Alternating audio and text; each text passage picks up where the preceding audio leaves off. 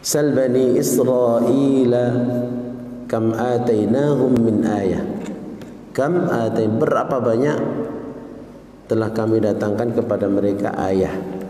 Ayah di sini adalah kejadian di luar kebiasaan. Artinya kalau bagi seorang utusan Allah itu adalah mukjizat. Kalau bagi seorang yang beriman namanya karamah. Bagi orang yang ingkar kepada Allah namanya sihir. Ya. Sama-sama kejadian luar biasa tapi berbeda. Di tangan siapa, maka hal tersebut akan menjadi nama tersendiri. Kalau bagi seorang nabi atau rasul maka menjadi penguat dan bukti. Dan itu bisa terulang.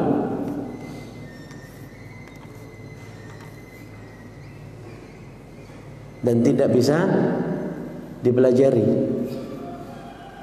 Artinya memang Allah memberikan itu kemuliaan.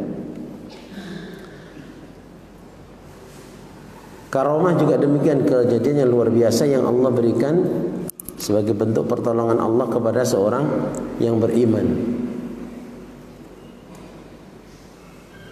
Ini juga tidak bisa dipelajari kemudian didemonstrasikan, tidak bisa. Ya kalau Allah berkehendak, Allah berikan kejadian yang luar biasa tersebut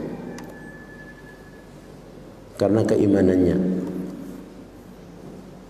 Beda dengan yang terakhir yaitu sihir. Kejadian yang luar biasa juga yang Allah berikan kepada seorang yang ingkar kepada Allah. Ya. Tapi bukan sebagai bentuk pemuliaan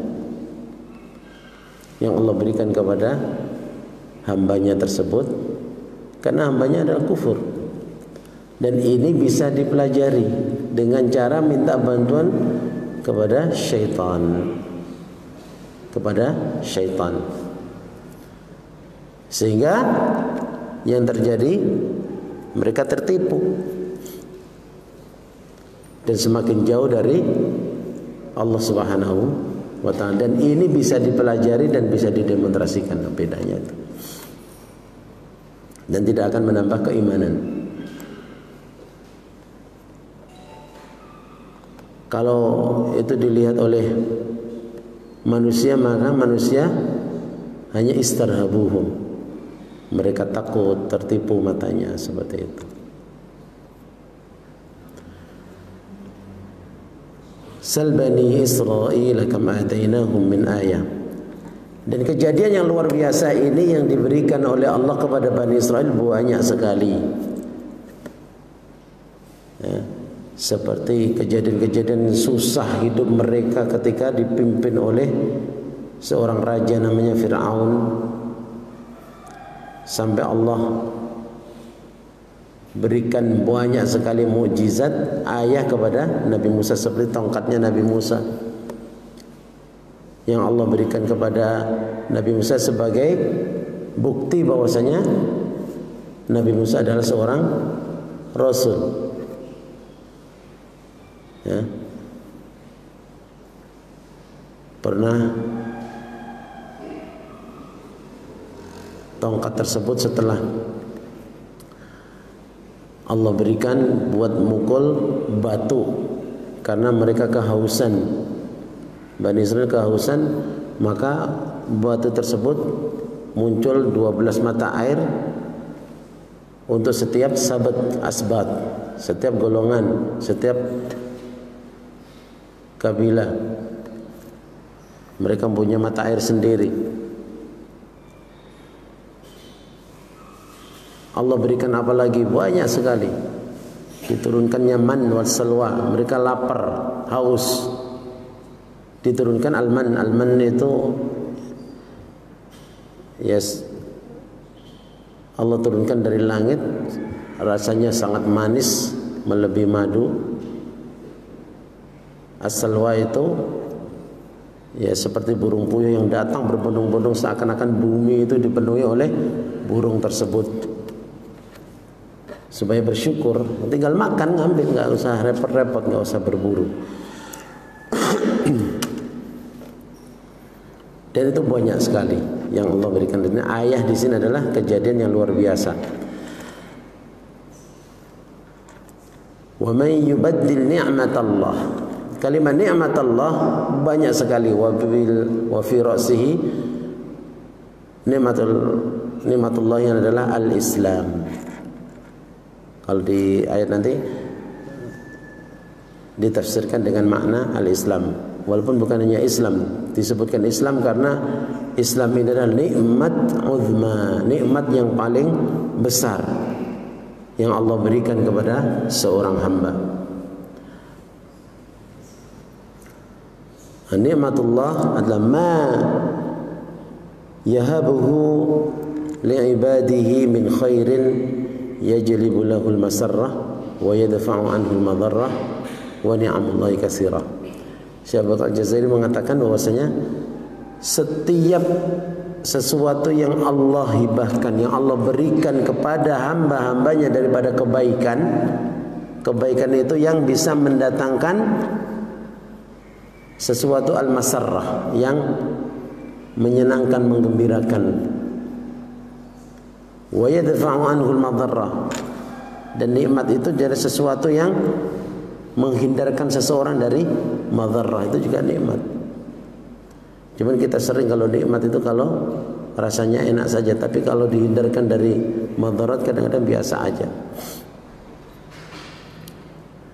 Dan nikmat Allah itu sangat banyak. Kemudian pada ayat berikutnya, zuyyina lil ladzina kafarul hayatud dunya wa yaskharuna minal ladzina. Kalimat yaskharun ay yahtaqirun wa yastahzi'un, meremehkan disertai dengan rasa kesombongan atau menghinakan seseorang tersebut. Itu yaskharun.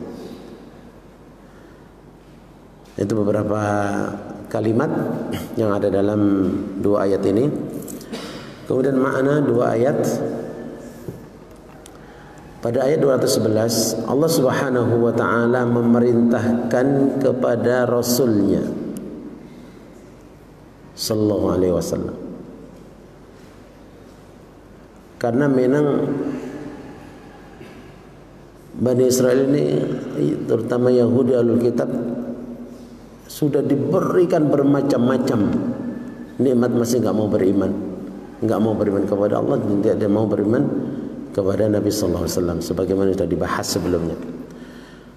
Nah, pada ayat ini Allah memerintahkan Rasulnya agar bertanya kepada Bani Israel tentang apa? Tentang ayat-ayat yang sangat banyak, bukti-bukti yang sangat banyak yang telah Allah berikan kepada mereka.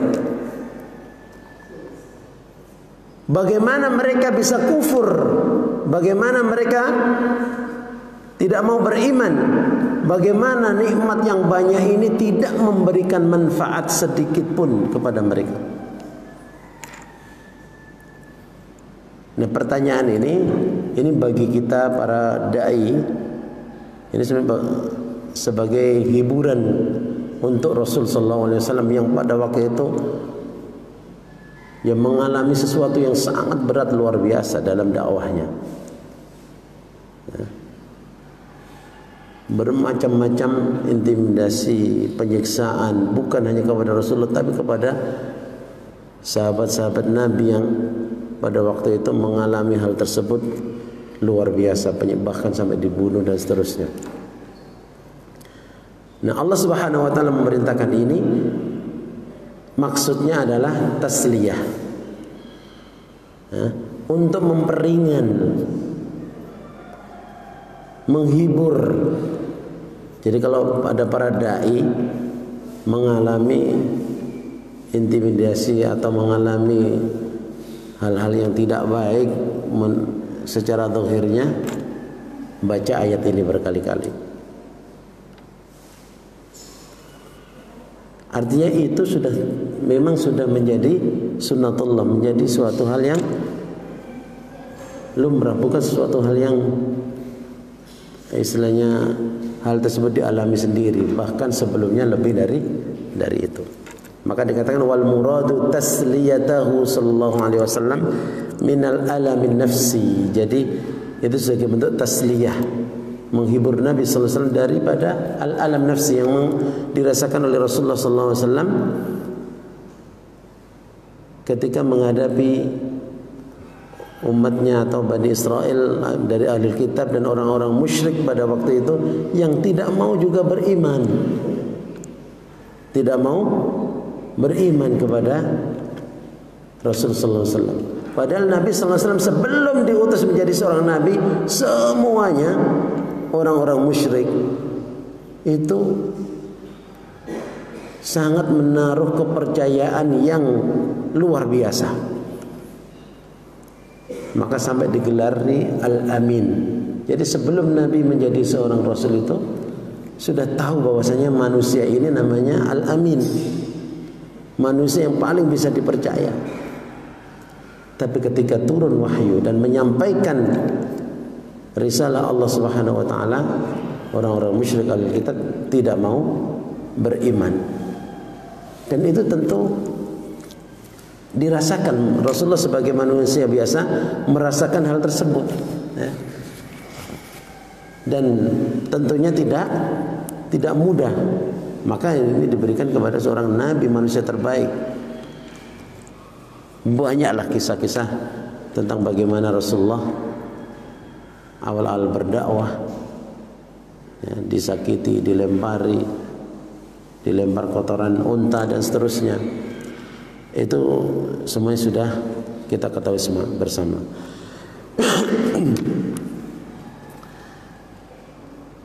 Jadi karena mereka tidak mau beriman, orang-orang musyrik juga tidak mau beriman. Ini sebagai bentuk menghibur Nabi SAW. Artinya semakin semangat gitu ya. Tidak mau beriman terhadap apa?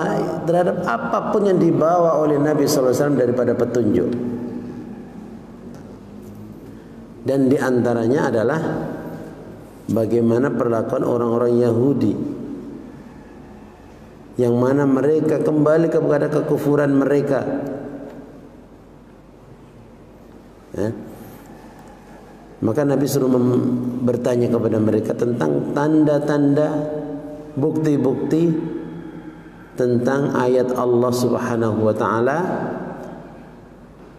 Apa alasan mereka sehingga mereka itu yusirruna ala kufrim, mereka tidak mau beriman walaupun sudah diberikan tanda-tanda tersebut. Kenapa tidak mau masuk ke dalam agama Islam?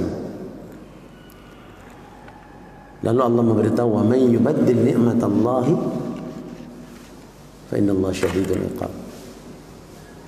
Setelah itu Allah Subhanahu wa taala memberitahu nabinya bahwasanya siapapun yang mengganti nikmat Allah. Nah, nikmat Allah di sini artinya Islam. Wa may yubaddil nikmatallah, mengganti nikmat Allah bil kufri bihi wa nabiyyi, dengan ingkar dan kufur terhadap Allah dan nabinya, ingkar dan kufur terhadap Islam yang dibawa oleh Nabi sallallahu alaihi wasallam. Fa innallaha syadidul iqab. Ujung ayat itu ketika ada kalimat seperti ini selalu menjadi renungan, ya teman-teman sekalian. Kita renungkan betul-betul. Fa innallaha syadidul, sesungguhnya Allah itu azabnya sangat syadid, sangat pedih, keras. Nah, kalau seperti ini baca tentang neraka, sifat-sifat neraka, maka kita mungkin tidak bisa tidur kalau paham betul. Karena memang neraka itu seperti dijelaskan soal Al-Ghasyiyah, tusqa min ainin aniyah, kan gitu. Dimasukkan ke dalam neraka nanti akan diberi minum. Min ainin aniyah, dari mata air yang sudah,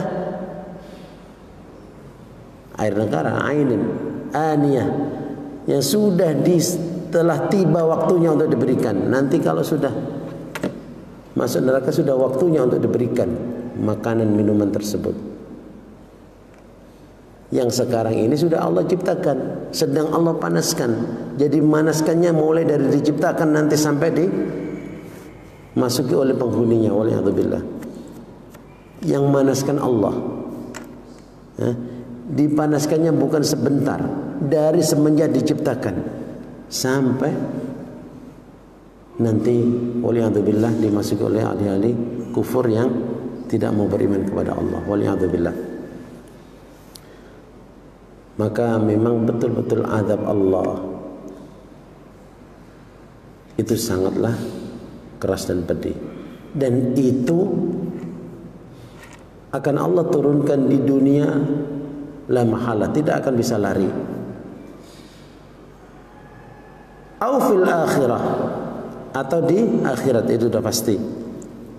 Lianna Allah syadidul iqab, dan Allah itu betul-betul syadidul iqab, sangat keras azabnya.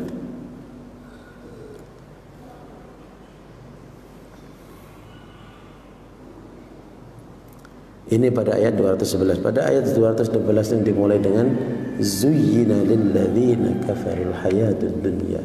Zuyyina fi'il mudhari' mabni lil majhul. Artinya fa'ilnya ma'ruf, tidak diketahui apa tidak disebutkan, tapi sudah ma'ruf. Siapa yang menghiasi untuk orang-orang kafir? Zuyyina lilladzina kafarul hayatud dunya. Artinya syaitan yang menghiasi, membungkus kehidupan dunia, yang menjadi tujuannya saja itu adalah syaitan. Kalau sudah tersihir dunia seperti itu, waliyadzubillah. Pada ayat 212 Allah Subhanahu wa taala memberitahu nabinya bahwasanya syaitan itu akan selalu menghiasi untuk orang-orang yang ingkar kepada Allah dan Rasulnya, orang-orang yang ingkar terhadap syariat-syariat Allah. Syaitan menghiasi apa? Menghiasi kehidupan dunia ini dibungkus dengan sebaik-baiknya, sehingga dalam kehidupannya orang-orang yang kufur ini dia raghabu fiha atau raghibu fiha, mereka sangat mencintai dunia. Wa amilu laha, dan dia bekerja bukan untuk yang lain, lid dunya, untuk dunia. Kerjanya juga untuk mengumpulkan harta kekayaan saja. Jadi sudah cinta dunia, kalaupun bekerja lid dunya, bukan lillah. Maka jangan tertipu, ya. Jangan tertipu kalau orang-orang kafir, orang ingkar kepada Allah itu kaya-kaya. Kenapa? Karena memang tujuan mereka hanya itu.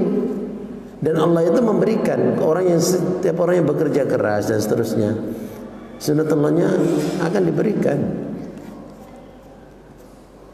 Nah, jangan tertipu. Kenapa? Karena memang mereka sudah tertipu oleh kehidupan dunia, dan syaitan sudah membuat mereka itu cinta mati kepada dunia. Maka bekerja apapun lah, dia kedudukannya jadi apapun, yang penting lid dunia, gitu. Wa asbahu lam yarau ghairaha, sehingga ini menjadikan mereka tidak mau melihat kecuali kepada dunia. Setiap apa yang dilakukan hitungannya uang, bisnis, dunia. Tidak pernah melihat bisnis itu bisnis dengan Allah Subhanahu wa taala. Waladzalika, oleh karena itu, sakhiru minal mu'minina zahidina fiha, kerjaan mereka menghina. Bisa kita lihatlah di mana-mana. Mereka itu secara global itu selalu bahwasanya umat Islam itu dihina, umat yang terkebelakang, umat yang ya kalau diajar mereka umat Islam itu maling sendal, kumuh, dan itu saja yang mereka selalu tampilkan. Karena memang mereka yang mereka lihat adalah hanya dunia saja, sehingga menghina betul-betul orang-orang yang beriman, orang-orang yang zuhud. Karena mereka tahu dunia itu, orang-orang yang beriman itu tahu dunia itu zawal, akan sirna, hilang, tidak akan memberikan manfaat. Wa qillatin naf'iha, dan akan sedikit sekali manfaatnya, kecuali yang ditundukkan untuk taat kepada agama Islam, ditundukkan taat kepada Allah dan Rasulnya. Maka orang-orang yang beriman itu tidak tertipu oleh kesungguhan orang-orang yang kafir itu dalam mengumpulkan dunia, mengumpulkan harta. Orang-orang yang beriman tidak akan tertipu dengan kemewahan dunia yang mereka dapat. Maka dia tidak akan mengejar dunia dalam kehidupannya. Kalau bekerja pun ditundukkan taat kepada Allah. Maka dikatakan bal aqbalu ala ta'ati rabbihim. Bahkan orang-orang yang beriman itu tidak akan tertipu, dan dia akan terus dan terus menyambut apapun yang diperintahkan oleh Allah sebagai bentuk ketaatan mereka kepada Rabbnya. Wa anfaqu ma fi aidihim fi sabilillah. Kalaupun punya harta, diinfakkan apa yang Allah berikan itu di jalan Allah, talaban liridhahu, sebagai bentuk untuk mencari ridha Allah Subhanahu wa taala. Jadi jangan heran kalau dihina terus, itu biasa. Ini sudah ditetapkan dalam Al-Quran. Wa yaskharuna minal ladzina amanu. Sudah pasti itu, sampai hari kiamat mereka akan seperti itu. Maka orang yang beriman nggak usah istilahnya terprovokasi kalau bahasa sekarang oleh slogan-slogan mereka seperti itu.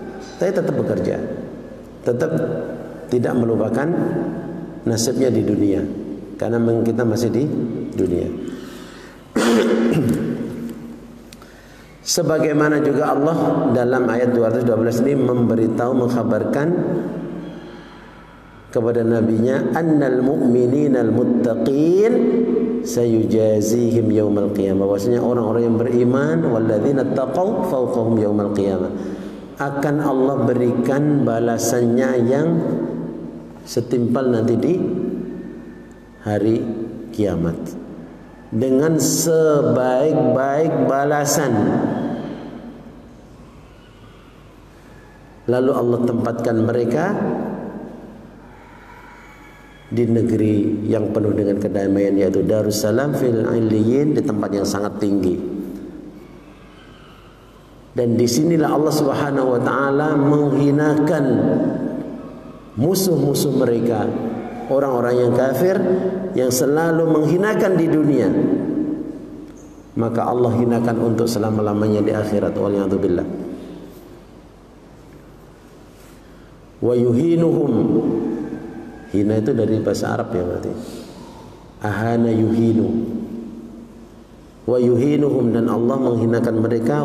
Fayuskinahum, lalu Allah tempatkan mereka ad-darkal aswal, di tempat yang paling bawah, minan nar, daripada api neraka. Dan Allah Subhanahu wa taala yang selalu memberikan ihsannya, kebaikannya kepada kita semuanya. Yakin, wa ma min dabbatin illa 'ala Allahi rizquha. Semua pokoknya yang Allah ciptakan pasti akan diberikan rezekinya. Apalagi orang yang beriman, pasti ya. Maka tugas seorang hamba itu, kewajibannya adalah beribadah. Allah itu kewajibannya memberi rezeki, cuman kita disuruh tawakal yang benar dalam mencari rezeki, kan begitu ya. Artinya tawakal yang benar itu tawakalnya seperti tawakal burung gitu ya.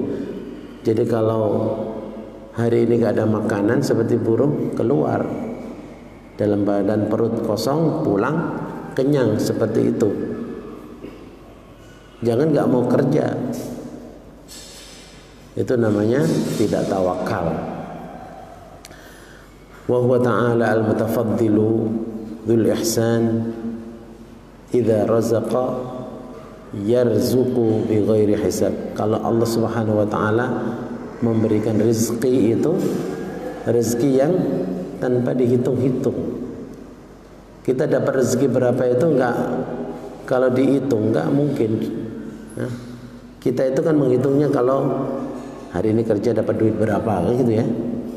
Sebulan kerja berapa, dapat gajian berapa, itu yang dihitung. Padahal rezeki itu banyak sekali. Dan rezeki yang paling besar adalah Islam kita. Dan kita, ruas jari kita, ruas yang ada di tubuh kita itu ada berapa? Dan semuanya itu Allah berikan gratis, bisa bergerak ini gratis semua. Kalau mau bayar berapa? Ya. Ada yang pernah tangannya mungkin kepukul palu, bengkak, nggak bisa digerakin, udah sakitnya luar biasa. Harus bayar berapa? Itu baru sedikit begitu. Sampai ada sebuah kisah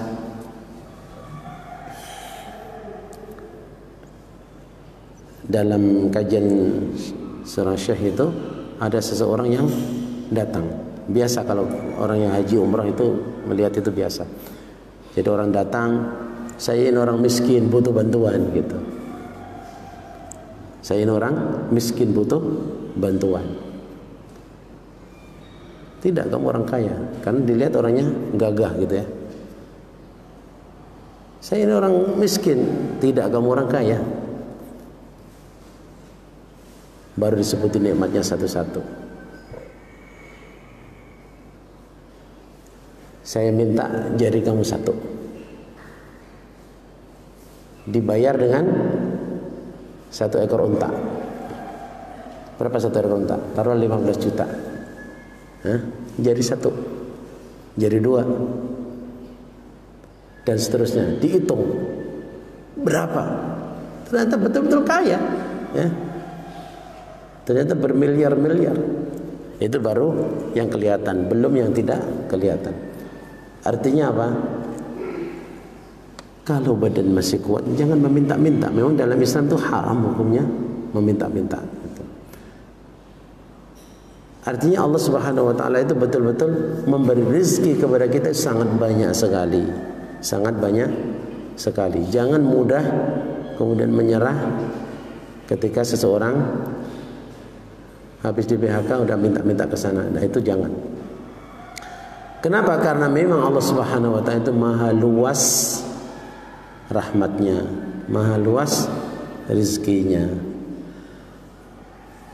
Jemaah sekalian yang dimurkai Allah Subhanahu wa taala, itulah yang ditutup di akhir ayat, wallahu yarzuqu man yasha'u bighairi hisab. Harus yakin, ya. Allah itu akan memberi rezeki kepada siapapun yang Allah kehendaki bighairi hisab, tanpa hisab. Enggak pakai hitung-hitungan Allah itu memberi rezeki. Cuman kita aja yang sering hitung-hitung. Kalau kita sudah sering hitung-hitung seperti itu, nanti hilang itu nama rasa syukurnya. Dan itu terasa sekali kalau kadang-kadang orang sudah bekerja, rasanya dapat rezeki sekian, kemudian yang diterima berbeda dengan apa yang dipikirkan. Ucapkan pertama kali alhamdulillah, ya. Mudah-mudahan Allah memberikan rezeki ini barokah. Kalau barokah itu akan menambah kebaikan umur dan waktu kita, gitu. Jemaah sekalian yang dimuliakan Allah Subhanahu wa taala, dari 2 ayat ini ada 2 poin min hidayatil ayatain. Dari 2 ayat ini ada 2 petunjuk istilah hidayah. 1, at-tahdhiru min kufrin ni'am. At-tahdhir min kufrin ni'am, artinya peringatan keras terhadap siapapun yang kufur, ingkar terhadap nikmat. Kenapa? Lima yatarattabu ala dzalika min alimil adzab. Karena orang yang kufur nikmat itu akan mendatangkan azab yang sangat pedih. Wa syadidil iqab, dan azab yang sangat keras dari Allah Subhanahu wa taala. Maka kita harus tahu mana nikmat yang paling besar, sehingga kita nanti akan paham. Nah, wa min ajallin ni'am, dan di antara nikmat yang paling agung adalah nikmatul Islam. Nikmat kita Allah berikan kepada kita beragama Islam ini sangat nikmat yang luar biasa. Ya. Faman kafara bihi wa 'arada 'anhu faqad ta'arrada li asyaddil 'uqubat. Maka barang siapa yang ingkar terhadap nikmat dan berpaling dari nikmat Allah Subhanahu wa taala tersebut, artinya Islam ini, ingatlah akan menghadapi azab yang sangat pedih, yang sangat keras. Wa aqsaha wa ma halla bi bani Israil min alwanil haun wa dun dahran tawilan syahidun qawiyyun wa ma halla bil muslimina yawma uridu anil Islam wastabdalu bihil khurafat thumma al qawanin al wadiyah syahidun akbar aidan. Artinya apa yang dialami oleh Bani Israel dari bermacam-macam kehinaan yang Allah hinakan kepada mereka sepanjang waktu, dikatakan dahran tawilan, sebagai syahid, ya, bukti yang bisa kita lihat, qawi, sesuatu yang sangat kuat. Dan juga apa yang terjadi kepada umat Islam, insyaallah jazai wa mahalla bil muslimin, apa yang terjadi kepada umat Islam yang berpaling dari Islam dan mengganti hukum-hukum Islam tersebut dengan khurafat dan hukum-hukum wad'iyah, produk mereka sendiri. Apa yang terjadi, ya. Maka ini juga sudah bisa kita lihat dari sepanjang sejarah, bermacam-macam kehancurannya seperti itu. Maka kita doakan Indonesia ini juga demikian, ya. Jangan sampai jauh dari Islam, nanti tinggal nama. Jangankan Indonesia yang baru berumur 75 tahun, ada Bani Umayyah, Bani Abbasiyah, ada Turki Utsmani. Itu bukan ratusan 100-200 tahun, bahkan sampai hampir 700 tahun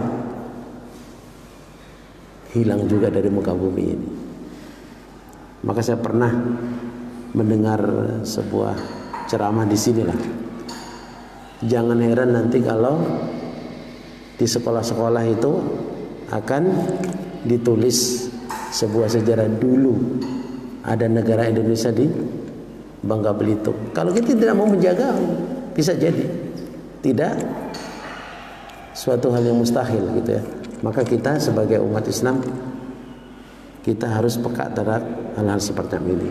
Artinya dengan cara apa? Jangan sampai kita kufur terhadap nikmat Allah Subhanahu wa taala. Yang kedua,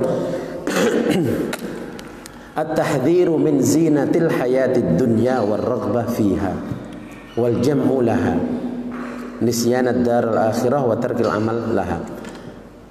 Peringatan keras juga dari perhiasan kehidupan dunia dan cinta kepada dunia, dan mengumpulkan sesuatu, bekerja untuk dunia tersebut, lupa dengan negeri akhirat, dan lupa beramal untuk negeri akhirat. Itu kecelakaan yang luar biasa. Kenapa? Fa inna dunya al-yaum yaskharuna min abna'il akhirat. Karena hari ini ya abna'ud dunya, pemuja-pemuja dunia menghina, meremehkan abna'ul akhirah, orang-orang yang mengejar akhirat pasti dihinakan. Memang demikianlah sunatullahnya. Walakinna abna'al akhirah ahlul iman. Akan tapi abna'ul akhirah, orang yang memikirkan kehidupan yang abadi, adalah ahlul iman, ahlul taqwa. Dan nanti pada hari kiamat mereka jelas, walladzina taqaw fawqahum yaumal qiyamah, mereka jauh berada di atas mereka. Kenapa? Karena mereka di surga dan yang lainnya di asfalin niran, waliyadzubillah, di neraka yang paling bawah. Kenapa? Karena di dunia mereka menjadi abna'ud dunya, tidak mau memikirkan akhirat. Sedangkan manusia yang mau menjadikan akhirat sebagai tujuannya, hidup di dunia sudah pasti makan, pasti bekerja dan seterusnya. Cuman tujuannya adalah jelas akhirat. Saya kira cukup pada pagi hari ini. Mudah-mudahan dua ayat ini menjadikan kita semakin mensyukuri nikmat Allah dan tidak tertipu oleh kemewahan gemerlap dunia. Aku qouli hadza wa astaghfirullah li wa lakum. Wassalamualaikum warahmatullahi wabarakatuh.